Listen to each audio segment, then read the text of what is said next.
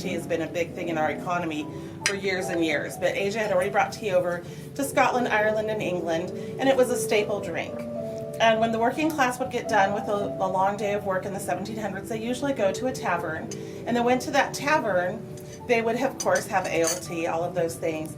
But the elite would sit on high bar stools and everyone else would sit down low. Therefore, the terminology high tea was started. Not at all what we would think. But now, fast forward a little bit in time, there was a lady, Lady Bedford, who was lady in waiting to Queen Mary at Kensington Palace.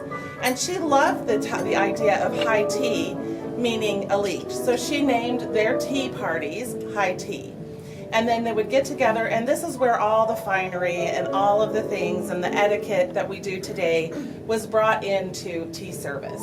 Now, tea in that region, of course, it really meant the reason why they would have an afternoon tea, which is what you're having today, was because they would have breakfast, break fast, and then in the afternoon, it was a very long gap between that and when they would have what we call dinner.